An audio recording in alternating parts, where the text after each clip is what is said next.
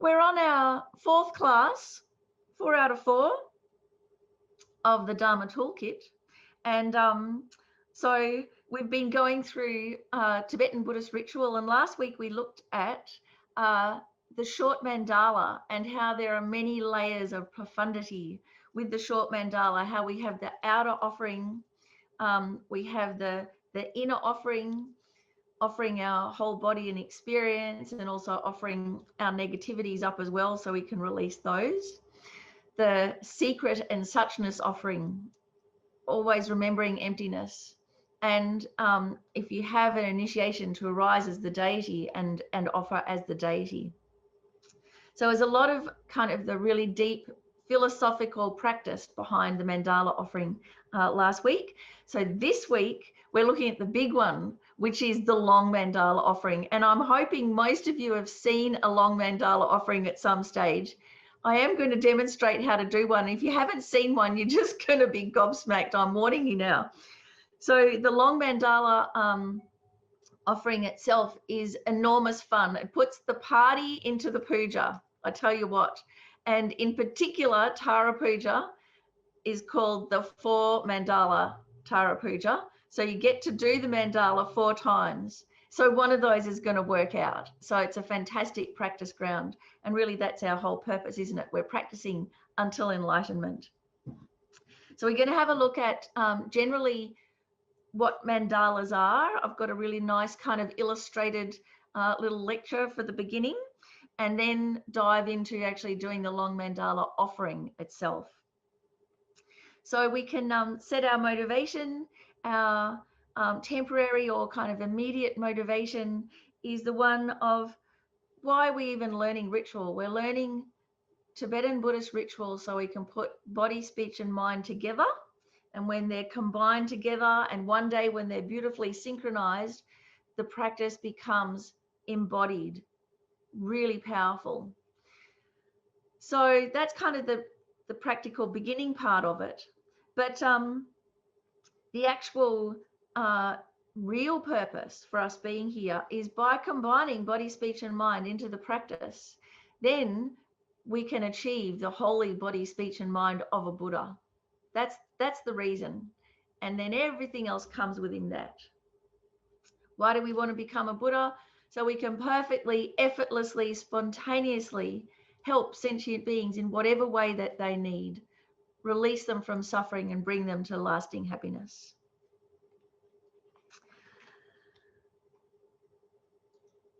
So I actually wanted to start with a little video from His Holiness. And I'm hoping just a little bit of the sound will come across, but then I'm going to actually mute it because it's overdubbed in Russian. But here is His Holiness making a mandala offering.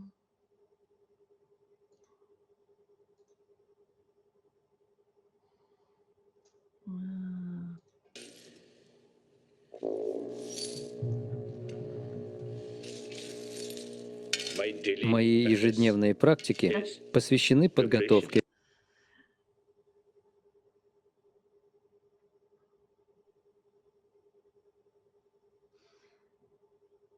What's so nice is how His Holiness doesn't rush.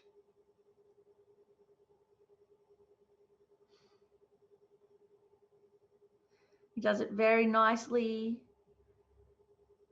See how it's all really heaped up? It's not lacking in anything.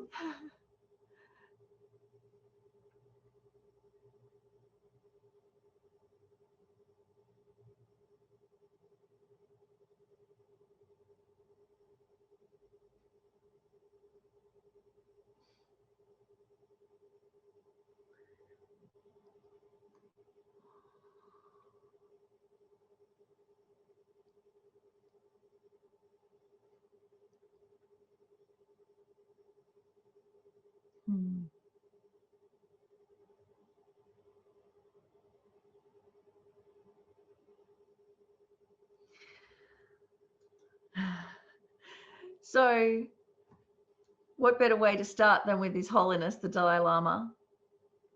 And And you can see from that practice, you know, really nicely putting it together and then meditating on it, actually having the inner experience. So that was the long mandala offering. And often we do before teachings, before big initiations, in the Tara Puja and various other pujas. And it might look like a kind of a play activity or a little bit of a juvenile activity, but actually it did start out that way. So the story kind of goes that a little boy was walking along the beach one day, maybe down on the Gold Coast or Noosa or wherever it is, and who should come along but the Buddha. And so the little boy wanted to offer something to the Buddha, but he didn't have anything. So he grabbed a piece of slate or stone and he piled it up with sand and offered that, imagining it as Buddha fields filled with riches and beautiful things, and offered that to the Buddha just spontaneously. And from that, he created the karma to be reborn a Dharma king 1,000 times, just from that one activity. So it may feel like you're playing around in the sandpit. And in fact, when Ursel came to Chenrezig Institute when he was about 3 years old, the first thing he did was go into the sandpit at Chenrezig Institute and play mandala offerings with all the kids. And they all just spontaneously made mandala offerings together for about the first half hour. But don't think that therefore it is just a juvenile activity. It's really, really profound. So let's have a look at just generally a little bit about mandalas in general. You know, we've got what's called sacred geometry, and there are many, many forms. So there's a quote here from Carl Jung: "My mandalas were cryptograms concerning the state of the self, which was presented to me anew each day." So they're like symbols of wholeness, and we can spontaneously doodle to make mandalas. Carl Jung had a whole practice of painting mandalas to bring forth that kind of unification. So this top one, you can even see it's got the sun and the moon at the top, just like the Buddhist ones do. They can be spontaneous ways of, just by expressing them, we can spontaneously heal. Also, Native American Indians and Aztecs, we've seen wind catchers, but they are actually a form of mandalas. And rose windows. So this one's from Notre Dame in Paris. Truly spectacular visions of light. You can't help but be transported. And because of the shape, the form of being round, it does something to our psyche. So these kind of symbols are universal and have been around for, you know, countless generations. We also have secular geometry. So if you've ever had a love of dolls' houses or miniatures, or been transported when you go to IKEA and you go through all those floor plans, and there are you can walk into this room, and as you walk into each of those rooms, it's like you walk into a potential life, a perfect life where everything is in its right place and clean and beautiful. So why are these places so incredibly popular? And actually, it's this subliminal urge that we have to create a sacred space around us, to make our space perfect. Anything that we do to decorate our house is actually this sublimated urge to create the environment of a Buddha. But we just get stuck on the external and think it's all about renovations. So we're really missing a trick. So anytime you actually do renovate your house, think, by renovating my house, may I bring forth the Buddha's mandala? Then it'd be worth it. So, you know, we have this urge towards wholeness, but it's kind of, in this case, been hijacked by consumerism. Then what else do we have? In the beginning. So His Holiness the Dalai Lama has often said that we may imagine the mandala offering that we make representing the planet Earth, the solar system, the galaxy, or the universe as modern science conceives of them today. So it makes no difference whether we think of it like this or whether we have the traditional depiction. The point is that offering a mandala represents the willingness to give everything in the universe to receive teachings or vows or empowerment. So we can be creator of worlds. We are the creator of our world. So we can take that process into our hands, literally. So the mandala, offering the mandala and the mandala depictions in Tibetan Buddhism are actually surprisingly similar to the Christian myth of, in the beginning was the word, and the airs moved upon the waters. So I'm not very skilled about all of that, but I've heard those words before. It's familiar to us all. So for the Tibetan Buddhist mandala, Om Vajra Bhumi Ahum, first you have a wind mandala, blue, and then you have a white water mandala. And then on top you have the golden earth mandala, the ground, which is the ground of Buddha nature. So it's so similar, isn't it? It's blessed with Om Ahum. And when we recite the Om Ahum, what it actually means is primordial wisdom of bliss and emptiness of the three indivisible Vajras arising in the aspect of the wind mandala, arising in the aspect of the water mandala. So it's incredibly profound, just those few little words, the Om Ahum, the golden Vajra ground.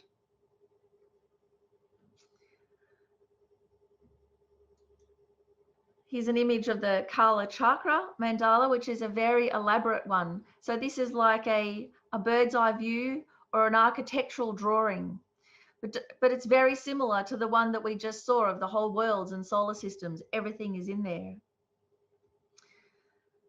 So it might be quite difficult to identify each of the elements in this Kala Chakra mandala, but I've got some 3D versions of it as well that we'll see in a moment. The other thing to remember about mandalas is that we're not just offering one.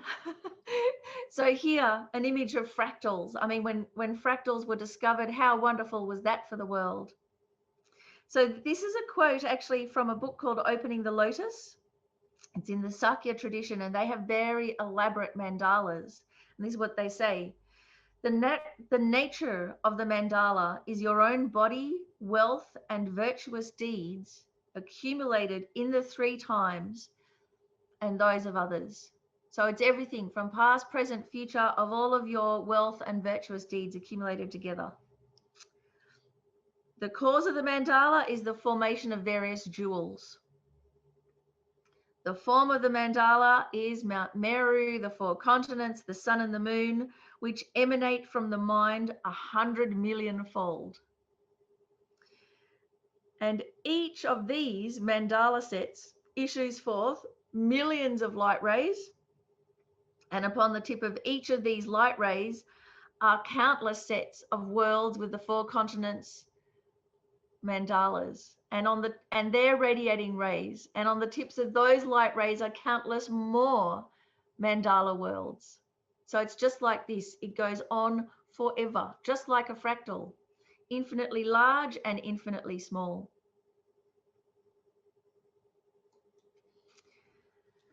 Sand mandalas, again, the same image of the bird's eye architectural view, a depiction of the entire perfect universe.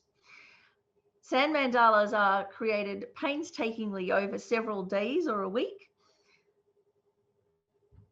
So they say that the world of the mandala is similar to ours, but it's not the same.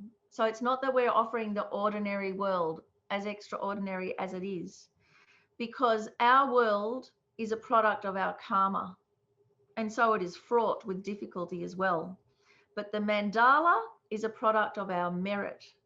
So we're offering a perfect world. Here are some of the monks creating a mandala. And what's even more extraordinary is, of course, as they're creating it, they're doing it upside down, aren't they? And they've got masks on so they don't breathe and disturb the grains. The grains are all blessed and consecrated, and they are the 5 wisdoms brought into physical reality as the 5 different colors. And so each of those grains is like a tiny miniature Buddha. And how they actually distribute the grains is these kind of tubes, a little bit like cake decorating tubes with a rough bit along the edge.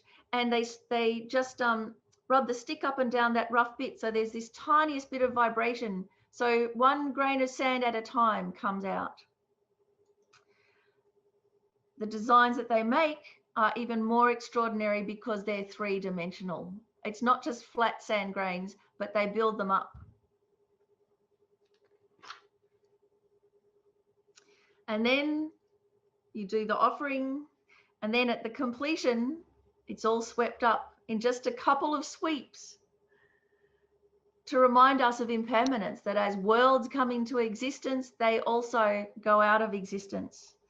But all of these grains, these incredible grains, blessed, consecrated as countless Buddhas, are then often tipped into the water system, into a river or into the sea, to bless all of the beings in that water.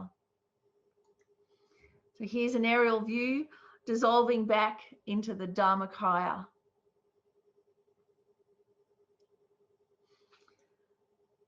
So here's a contemporary version of the Kala Chakra Mandala, and you can get a better idea, can't you, how it's 3-dimensional. And you can see that from a bird's eye view, who knows what it is, from the side we can see that there's a palace in the middle, and it's got these 4 gates on either side, quite elaborate gates. And then there's another little palace here with some more gates, and so on. So the Kala Chakra Mandala is a body, speech, and mind mandala combined. It's like 3 layers. So I really like this kind of fusion of the contemporary and the traditional Tibetan. This is a scale model of a mandala, so you could get an idea of the mandala house, the mansion, the heavenly mansion, the gates, the beautiful roof, all the different objects around with various meanings. You can see there's little offering goddesses here. The whole mandala is resting on this blue box, which is supposed to be space, and the double dorji. So you can see the double dorji here, a crossed vajra. We're a little familiar with what the vajra looks like, the bell and dorji that's used in Buddhist ritual. So we may be tempted to think that this is a hard, solid thing, but actually a vajra is a diamond thunderbolt. So we're often used to in the comics, when they do the shape of lightning. So we know lightning doesn't look like that. It symbolizes lightning. So these vajras also don't look like this, solid and flat like that. They symbolize lightning, the wisdoms. So this is my opinion. This doesn't come from any Buddhist text, but I think the vajras are a lot like Tesla coils. So Nikola Tesla, incredible magician, basically, scientist. And he harnessed this, energy of electricity. And here is a Tesla coil, and doesn't it look like one of those double vajras? So when we see these vajras, here's a metal one. It's got it's got the dragons on it, but it's also got all of these curly bits, and that's the light. So don't think that they're heavy. They represent the wisdoms and completely harnessed, perfected wisdoms. So not out of control like a Tesla coil like that, but perfectly controlled, beautiful, holistic. So whenever you see those crossed vajras, you'll see them on the brocade in front of the geshis or the lamas' thrones. That's because we're offering a throne of a crossed Vajra. And what that is a seat of the 5 wisdoms. So imagine it as light, alive, the most subtle form of a Buddha's body manifesting as light.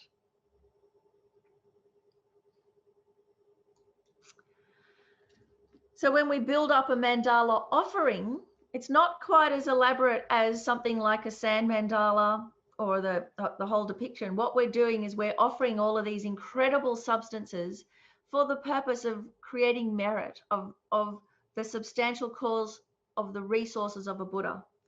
So here is a 3-dimensional gold mandala offering. So instead of making with the piles of jewels, it's a more permanent one, and it's got all of the various elements there in gold.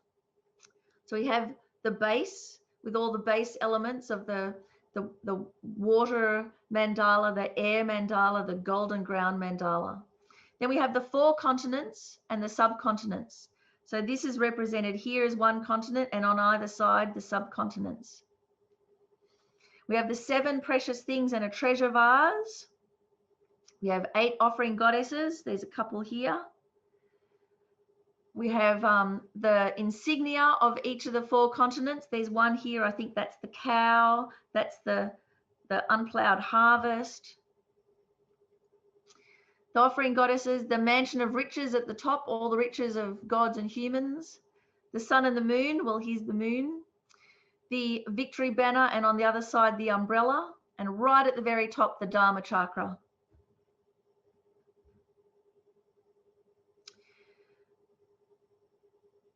So I'll just stop the share for a moment. So at the start of teachings, often a mandala offering will be made. Someone will make it in their lap, but someone will offer the more permanent one to the Lama, so all the grains don't end up in his lap.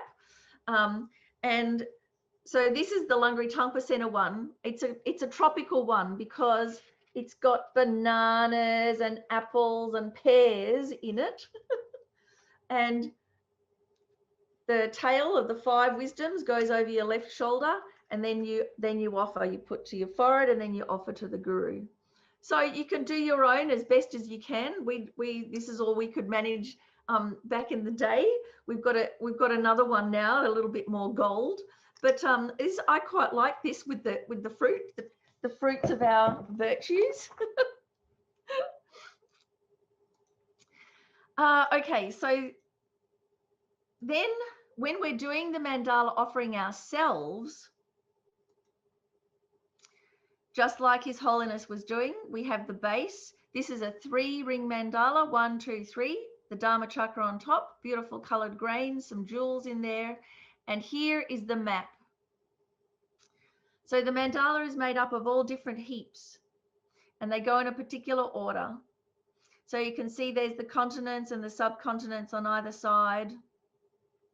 Here is an image a little bit like that quote that I read you. So the continents in the 7 oceans, the sun and the moon, the mansion at the top, and then light rays emanating. And at the tip of each light ray, another mandala, and light rays emanating. And then at the tip of each one of those, another mandala. So there's the fractals right there. So with your mandala set, it's good to have what's called fat rice. So arborio rice or barley, not skinny Indian rice, something really luscious. Put in anything of value. So lots of the nuns will put in their old wedding rings or jewelry, really precious things. You can put in money from all the different continents of the world. To clean your mandala set, forget about brasso or anything disgusting like that leaves a residue. All you have to do is get a basin and pour in a bottle of Coca-Cola. And then you just leave your mandala set in the just the metal part in the Coca-Cola for about 3 hours, and pull it out, rinse, done. Really easy.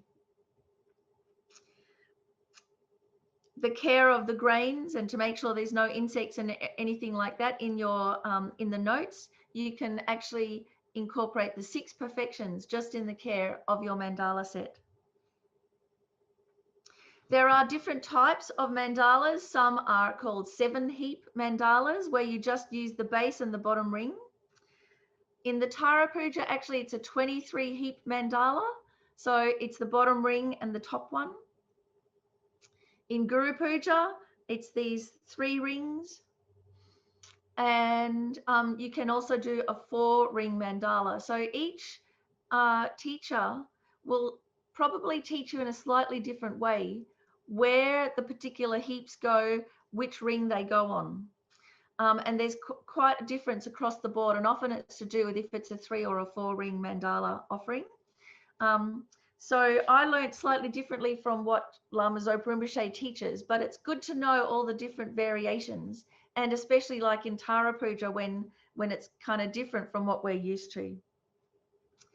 So now I just wanted to stop for a moment and actually do a demonstration for those of you that haven't had a chance to see a mandala offering in action. So I'm just going to move the camera for a moment and put it down here so that you can see.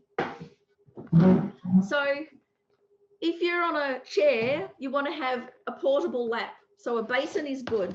Put the basin in your lap, then you've got a lap. Otherwise, if you're cross-legged, it's okay. And then you have your cloth, and often it's got a little cord, or you can just tuck it in like a serviette, and you get your front corner and you put it on the desk, and you have your mat. So that's in part of your notes. Here is my beautifully freshly cleaned mandala set. Soaked it in Coca-Cola last night.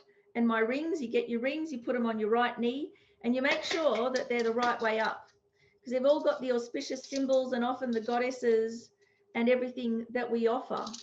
So we don't want to offer upside down goddesses. Get your Dharma Chakra, you put on the space in front. It's going to be a little bit noisy.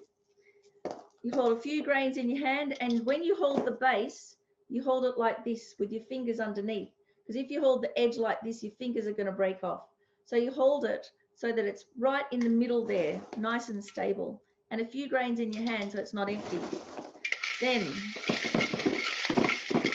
wiping away negativity. So the wrist is flat and you're like washing, and you're letting go of the grains as you're letting go of the negativities, and you're washing away all of the sufferings of sentient beings and their causes. Then the Omze says, Jinkam Buwa Jiwo, which means, hey everyone, let's offer a mandala. And that's when you get started. Om Vajra Bhumi Ahum. So you do 3 times with your fist up like this to bring the blessings of the body, speech, and mind of all the Buddhas towards you. A few grains. First ring. Om Vajra Bhumi Ahum, mighty golden ground. Wanshen Sergi Saji. Om Vajra Reki Ahum, the Vajra fence, your practice. Chiachari Koyo Kiko We Usu, Mount Meru in the middle.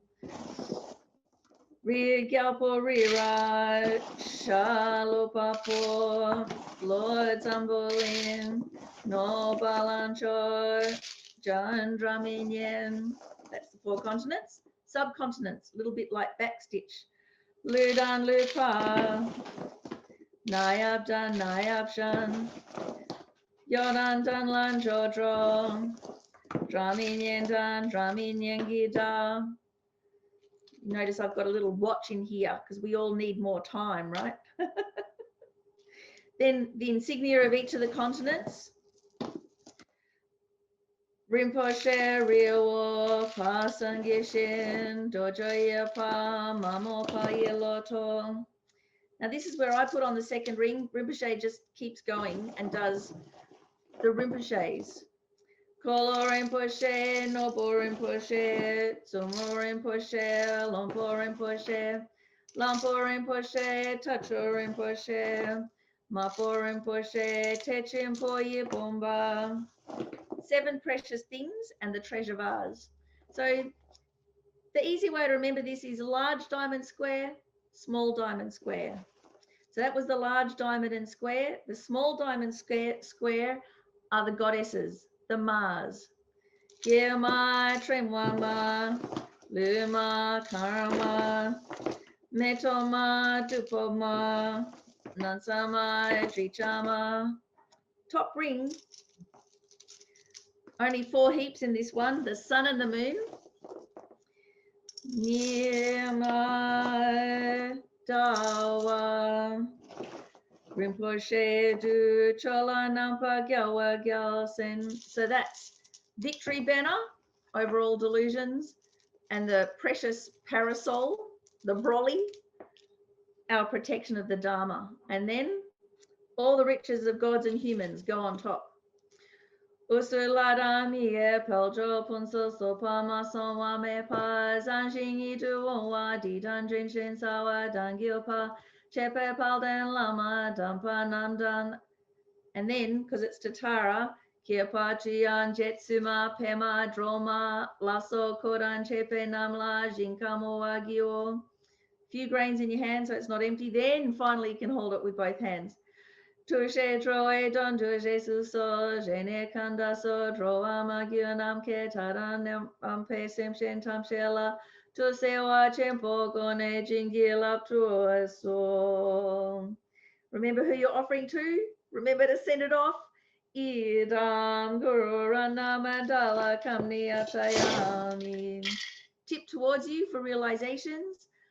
A very gentle, auspicious rainfall of flowers. Don't chuck them away. Your mandala is very joyously accepted by all of our objects of refuge. Then you get your rings, put them in nicely. Get the Dharma Chakra, put it in the middle. Get the base, put it on top. So it's all neat. And you get your front and back corner together.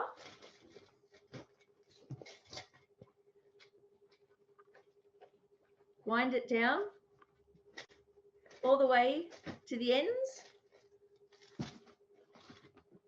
Then all you have to do is just tie it once and it'll stay closed. Perfect, ready to go. And then keep it in something like a biscuit tin so that the mice don't eat the grains. So that's kind of the, instead of around the world in 80 days, we've just offered an entire universe in 80 seconds or so. There are many beautiful descriptions of and examples on YouTube of the Mandala offering. So the main thing is to have your map. So that's and there's a bigger version here, and to get quite flexible about when to put the rings on and become familiar with, say, with the Tara Puja, you just don't offer the Mars, the offering goddesses. So each one's slightly different. So let's have a little bit just of the amazing, mind-blowing, profound examples of what we're actually offering.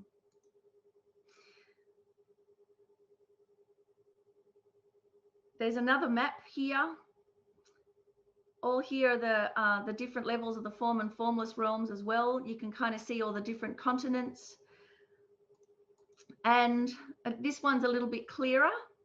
So the base, the Vajra ground, our Buddha nature, the blessing Om Hum, the Vajra fence, our practice, and then there are 7 layers of golden mountains and 7 oceans. The oceans have the qualities of the 8 qualities of water, just like with the water bowls. And then Mount Meru, the metaphorical center of the universe. So this mountain is amazing because it's bigger at the top than the bottom. It's like an upside down pyramid. So His Holiness, the Dalai Lama said, you know, of course it's a legend.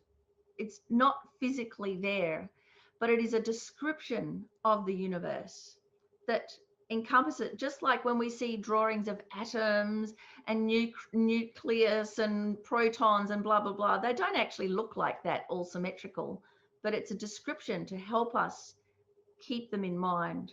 So the same with the Mandala offering.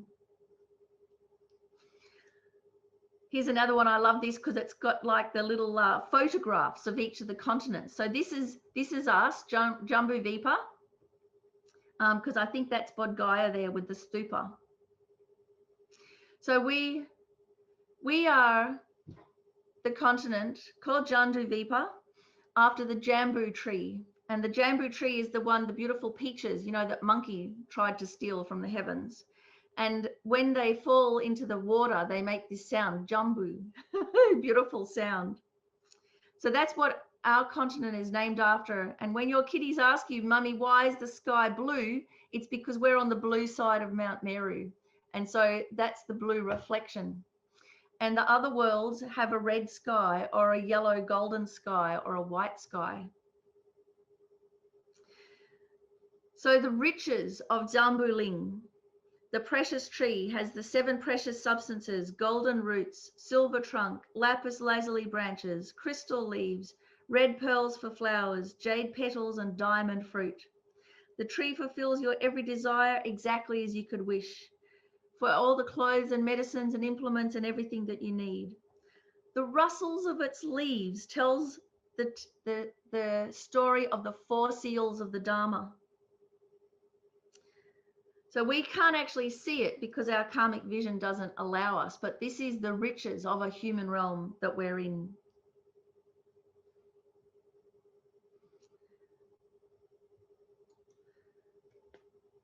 Then on one of the rings, we offer the 7 precious things and the treasure vase. So the 7 precious things is also extensive, and that's why His Holiness the Dalai Lama didn't rush. Because, for instance, when we offer the inestimable wheel, Kolo Rinpoche, it represents mindfulness. The Dharma wheel has the power to lead the 4 great kings with the 4 branches of an army of a Dharma king. The wheel has 1,000 spokes. It's made of light or fire, like the sun. And when we offer it, we dedicate for the continued teaching of the Dharma. So that's, while you're putting that one heap down, that's what you're thinking of. The other one I really love is the precious horse. So we often see the horse on the wind horse for energy, for spiritual energy. So if you're ever tired, this one is a wonderful one to offer. It represents vitality, luster, completely free of sickness. The horse is white, has a bridle of beautiful jewels, and it can traverse the whole world 3 times in a day without getting tired. And when it sweats, its coat glistens like peacock feathers. So when we offer the precious horse, we offer so that we can have supreme physical powers, vitality, and energy. So each of these things has a profound meaning, and that's also in your notes, so that as you're doing the practice, maybe each day just focus on one of those things so that gently become familiar with the whole lot. And then it becomes really inspiring. Then the goddesses. So 8 goddesses. They're 2-armed goddesses. They're often of different colors. Some are white, some are red, some are yellow, some are kind of multicolored. They carry all the beautiful divine objects. They're dancing, and as you can see with all of their clothes, from the energy of their spiritual, realizations and power, instead of needing a wind machine, all of the robes, they just waft in the energy of your realizations, from the power of the realizations. So that's with all of the deities. Their robes are wafting there from the energy emanating from them. And then at the end, we offer the sun and the moon, of course, and then some of the auspicious symbols. So the treasure vase was offered with the 7 precious things, and the treasure vase, all the resources necessary to help sentient beings, unending resources. At the top of the mandala, the precious parasol, the precious brolly. It's white, made of divine substances, jeweled handle, 1,000 spokes, lapis lazuli tip, pearl ornaments around it, and it symbolizes the protection of the Dharma. So this, when we have an umbrella, whatever the weather, we can go anywhere and we're protected. We don't have to stop the hail. We don't have to stop the rain. That's impossible anyway. We just need our mind protected and we're free to go anywhere. So it gives us supreme confidence. So that's the protection of the Dharma. Just protect our mind and we're fine. Then we can go anywhere and help anybody. The other one, the victory banner. So the victory banner over the delusions. This is really important because we're in a battle. We're in a battle with all of the, as Venerable Rabina says, all of the flatmates in our head. And usually it's civil war, and usually they're a bad influence on us. And we have to be vigilant and counter them with our wisdom. So the victory banner is a really auspicious one. Victory over the delusions. It's actually an epithet for the Buddha.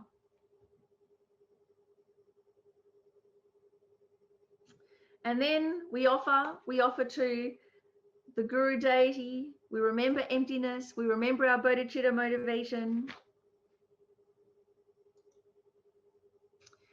On the top, the Dharma wheel.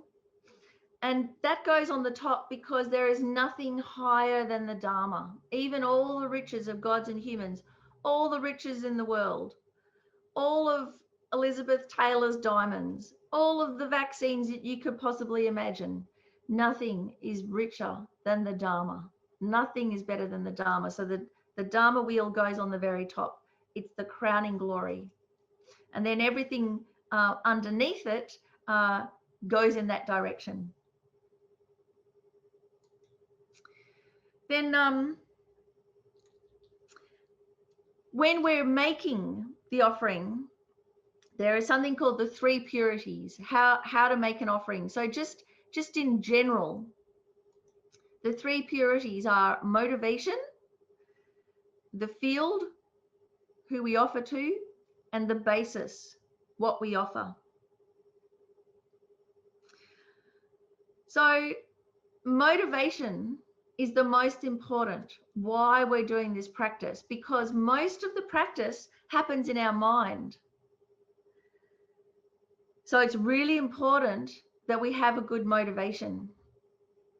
And so what's so nice in the Buddhist tradition is that you don't have to second guess yourself. You can adjust your motivation. So even if your motivation is pretty crappy to start with, it might just be like, I'm feeling really, really poor. And so if I just make mandala offerings, maybe I'll make enough merit to get some money. So that's a terrible motivation to have, but you can start there. That's all right. Start where you are. But then absolutely, we have to adjust it. So then you just ask why a few times. So why do I need money anyway? Well, to live. Well, why do I need to live? Oh, because I have this human life and I don't want to waste it. Why? Because there are all these countless sentient beings out there suffering and I've got a chance to do something about it. So now we're getting there. So you adjust your motivation. You use your words and then it becomes really powerful. And you keep on asking why until you get to bodhicitta, till you get to the altruistic purpose. Not just altruism for others, but with our eye on the prize, enlightenment for others, enlightenment for the benefit of all. And to release any thoughts of it's not for pride, it's not to show off, it's none of those things. Motivation, really important. If we have the right motivation, then everything will turn out well. If our motivation is corrupted, it's not going to be any good. The field, the three fields: enlightenment, merit, and mercy. So the field of enlightenment, our objects of refuge, the Guru deity, the Guru not separate from the deity. Aryatara in Tara Puja, the real emanation of our Guru, Lama Zopa Rinpoche, His Holiness the Dalai Lama. Who are they really? Aryatara. Who is Aryatara really? The Holy Guru. No difference. The other fields of merit and mercy, who we're offering for. You know, so often we make offerings to our benefactors, our parents, those who have supported us, maybe the person who taught you to read. And the field of mercy, the vulnerable, the sick, the old, the aging, the homeless. The basis of the offering is the actual physical offering. So that's the mandala set. So you can't ever take anything back out of your mandala set because it's not yours. So in relation to mandalas, our initial motivation might be so that we have success in our practice, success in our studies, that we have enough resources and enough merit to continue our Dharma journey to enlightenment, that we don't run out of steam. We don't run out of our the merit of this life and just keel over and die.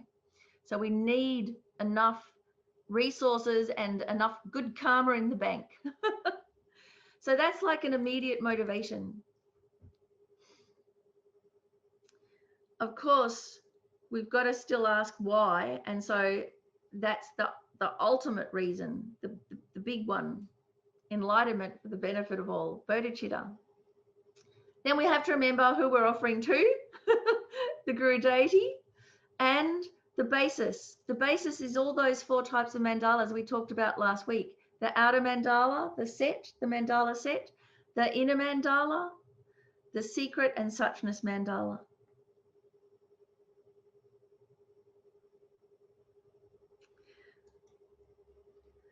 So just recently, the FPMT hosted a teaching by His Holiness the Dalai Lama. And so Lama Zopa Rinpoche so earnestly got onto YouTube, you know, and requested the teaching. So here is the beautiful mandala, and see how it's got this incredible jade jewel. It looks like a crown covered in pearls and diamonds, beautiful gold. And they're holding not just a kata, but 5 colored katas of the 5 wisdoms. So serious and so earnest. Rinpoche just moves the heart, doesn't it? And then so happy to offer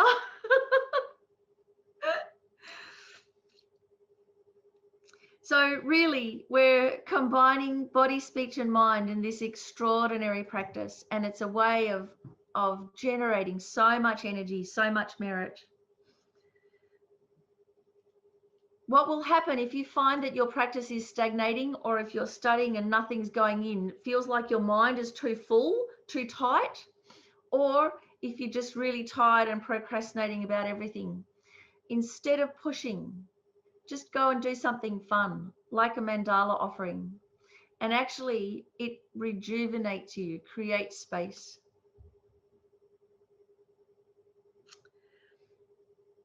So now we can have some questions.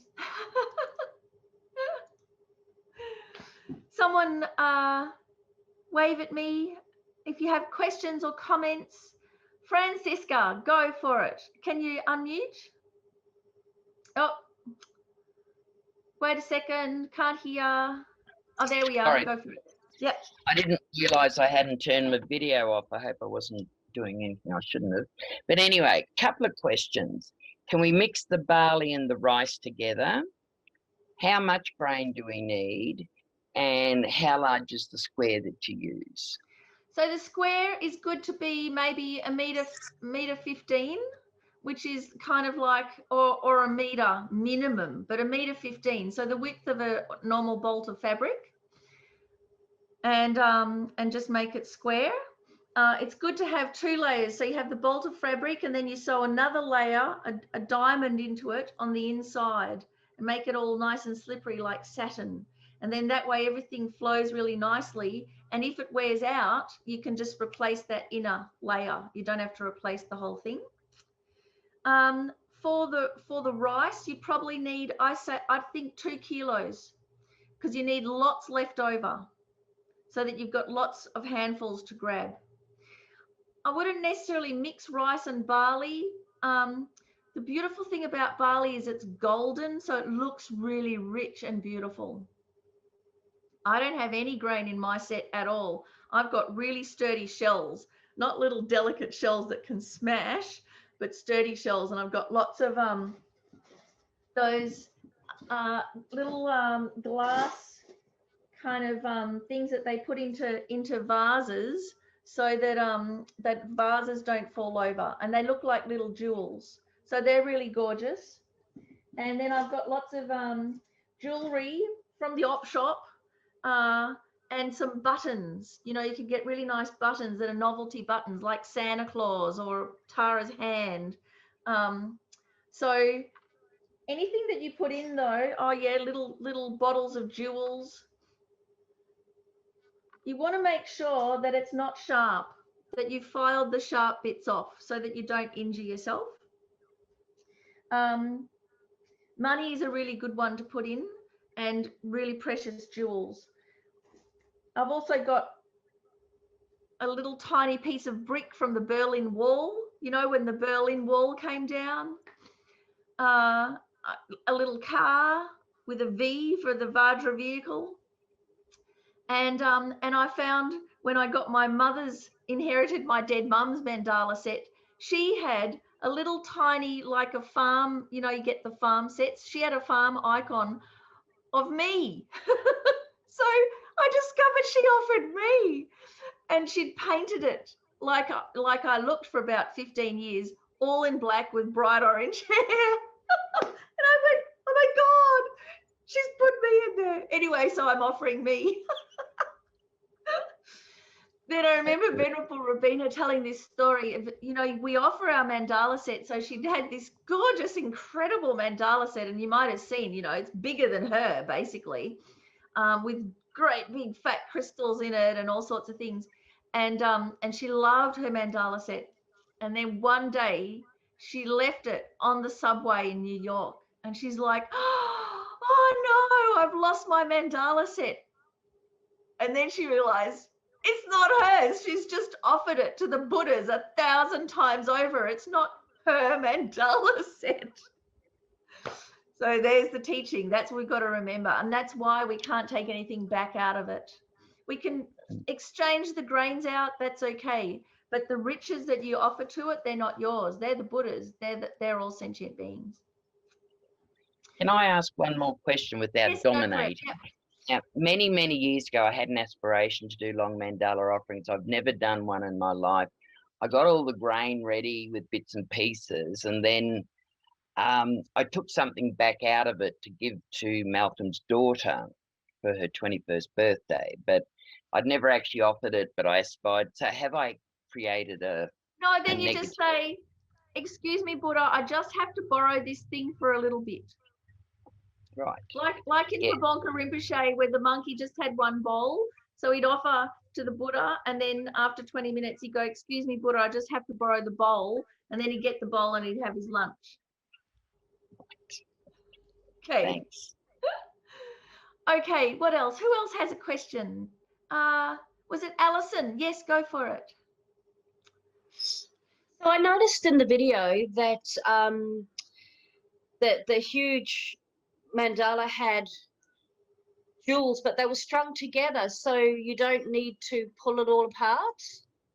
No, I think that was extra decorations on top. Oh, okay. Yeah. So what we want is piles of grains, so that each heap represents those things, and it's just a way of us focusing our mind. But then you can drape all sorts of things on top. So I know, you know, some of the nuns, they might have strings of pearls and whatever that they wind around the top, and various extras like that. Okay. I was thinking of, I've got some jewelry that I never ever wear, and I was thinking of using it. So jewelry, I could just pull it apart, couldn't I? Yeah, pull it apart. Yeah. But if you have round pearls, they will drop out and they will roll. So what I've got is kind of the little misshapen pearls. They're really quite good. And then the other things that I've done is if I've got round beads, I've actually sewn 3 of them together into little groups of 3. Or even if you just have a group of a large round bead with a little tiny one on the top, it means when they fall out of your lap, they're not going to roll all the way across the floor. So that's the main difficulty with beads, is that they roll everywhere. And when you're doing your mandala set as beginners, please don't feel like the whole time you're offering your mandala that you're picking up stuff from around you. Just go for it. Just chuck stuff everywhere. It's okay. It's an exuberant thing. And at the end of the whole practice, then you can go and sweep it all up. And that is kind of like the Buddhist version of walking on Lego. You want to be really careful. And then I have heard, so I'm not sure if this comes from Lama Zopa Rinpoche or one of the nuns, but they said when you pick the stuff up off the floor, you can't just put it back in your mandala set again because it's dirty, it's been on the floor. So wash it or cleanse it in some way, and then you can put it back in the set. Okay, thank you, Miffi. No worries. Who else? Charlene.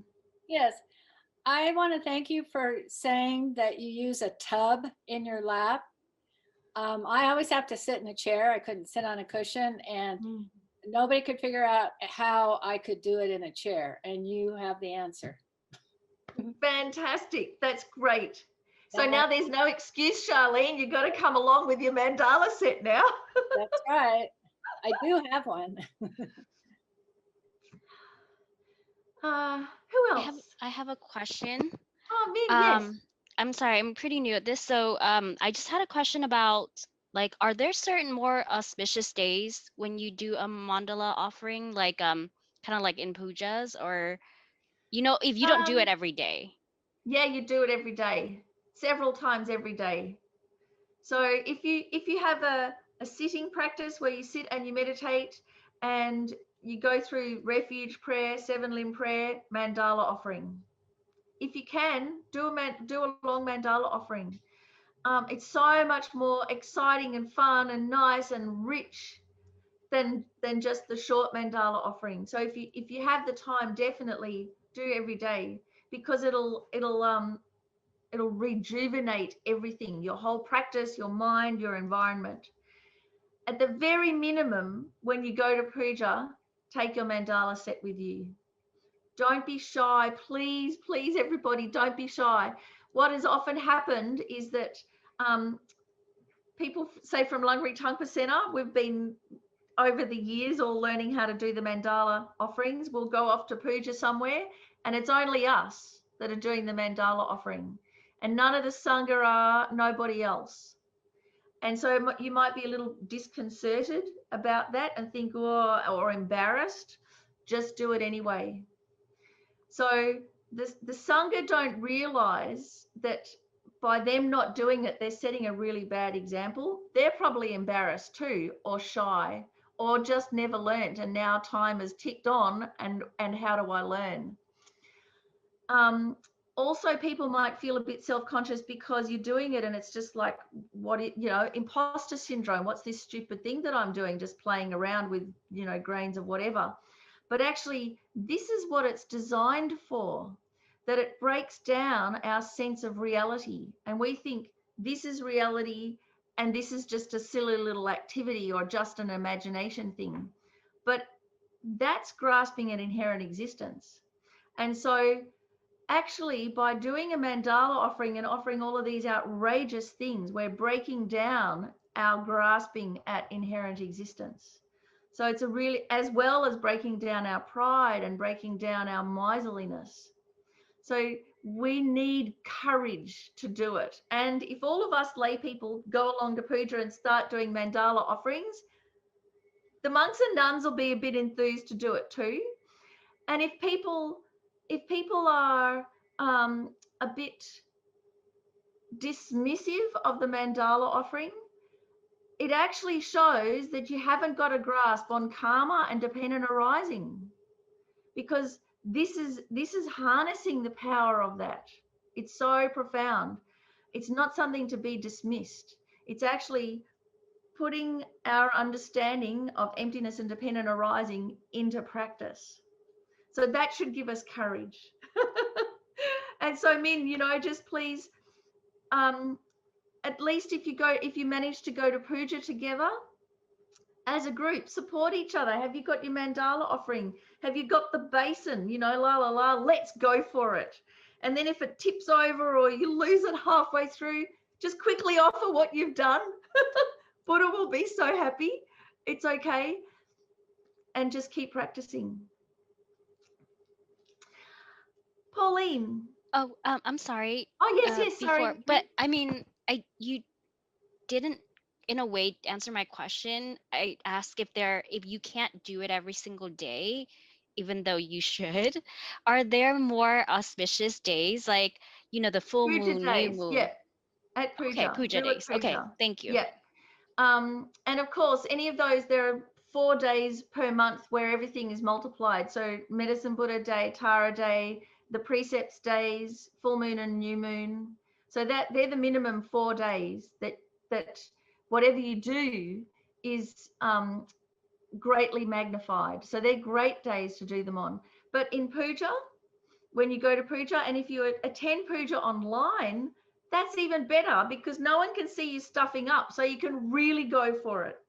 And then when we all get to meet again in person, we'll be just, you know, when you see a whole room filled with beautiful mandala sets out there in front of you, when our gurus see all of those mandala offerings, it makes them so happy, you know, how we're practicing. And actually, I have to tell you, at the Bendigo retreat a couple of years ago, when Lama Zopa Rinpoche came out, and he got me to make a mandala cloth for him, and he said, you know, when people travel, they don't take their mandala sets with them. They take their toilet paper with them, but they don't take their mandala sets. So, you know, he kind of made the point. So the minimum that we should do, even if you don't do mandalas in puja, the very minimum that we should do when there is an initiation or teachings from Lama Zopa Rinpoche and there's the requesting mandala, we absolutely have to make that mandala. That's the minimum. So thank you, Min. Thank you for, it's a really good question. Now I think we've just got time, Pauline. Yes. Oh, hello. Thank you, Miffi. Beautiful work. I'm just wondering, what map do we use for the daily practice? Because I've got Tara maps here, I think. I think the daily practice, the nice one is the 37 heap to Okay. Lama Losang Tubwan Dorji Chung, which is the one in Guru Puja, because that's you know, the Guru and Vajradhara and Buddha, everything all combined. Okay. And the other question, what's the benefit of having a mandala set on your altar? I've just noticed little ones. People put little mini ones So yes, on the altar.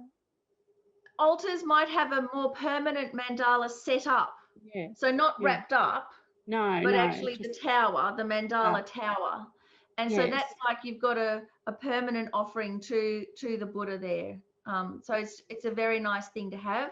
So often the little mandalas, mandala sets are quite nice for that because they'll fit on your altar, and then you make it afresh yourself in the practice. Okay, good. Thank you.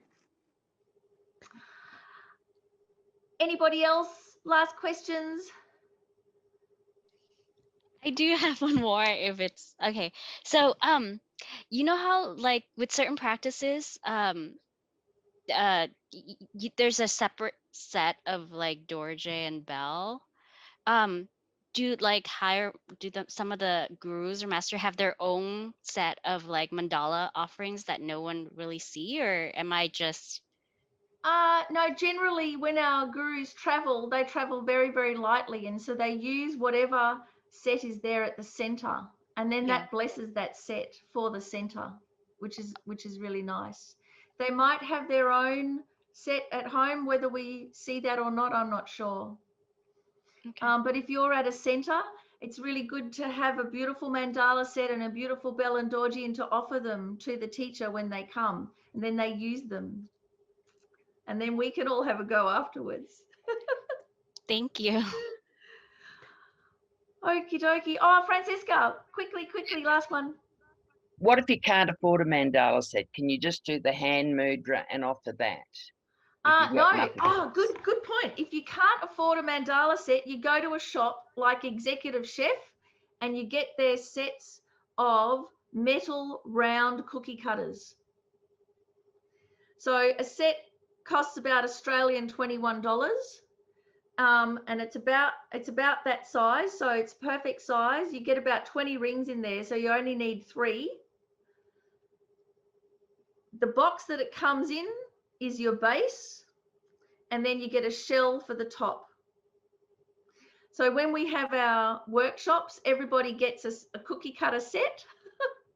You can also get plastic ones from the $2 shop, and they're all different colors, and you can stick on like stick on jewels around the edge to make them really beautiful. And they're a really good traveling set back in the day when we used to be able to travel, because there's no metal, so they're light and they'll go through a metal detector. So you can just have your 3 plastic rings with jewels and the base, and off you go wherever, and then wherever you are, you just buy a couple of kilos of rice. Good point. Excellent. Thank you. So that's it. Oh, we should dedicate. We should dedicate that may we enjoy our practice. May we create mountains of merit so that we can continue to progress. May we put the party into the puja. That also by practicing like this, may we bring all of our realizations and all of our practice to fruition. May we delight the Guru. And by doing all of that, then may we be able to free the whole world from suffering forever and bring them to the state of peerless enlightenment. So I wanted to invite you all, if you could, to come to our Tara Puja. So if you're in Brisbane or Australia, Australian Eastern Standard Time, it's Sunday the 21st of March, and it's at 2 p.m. It's about an hour and a half. If you're in America, Mountain Daylight Time, it's going to be 10 p.m.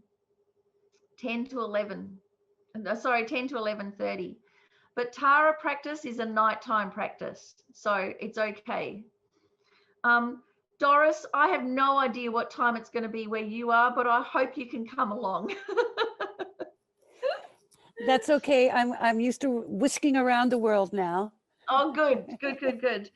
And I do believe we are going to have a part 2 of the Dharma Toolkit, where we'll talk about things like the Bell and Dorji and things like that as well. So you'll have to be in touch with the Marys. Dear Miffi, thank you so much. And yes, we are so grateful, really beyond grateful, that you have offered us these incredible teachings and helped to inspire our practice. We're looking forward to seeing you for Dharma Kit Part 2 in October. I put the dates in the chat box. We're also looking forward to participating in the Tara Puja on the 20th Mountain Standard Time, and also seeing you back in April. And there's many other classes in between, but Miffi, please, I just really, we're saying thank you much. That's just brilliant. So yes, so for the Americans, it's going to be like a rocking Saturday night. I hope to see you there. See you soon, everyone. Enjoy. Thank you so much, Miffi. Thank you, everyone internationally, for joining us. Thank you. Thank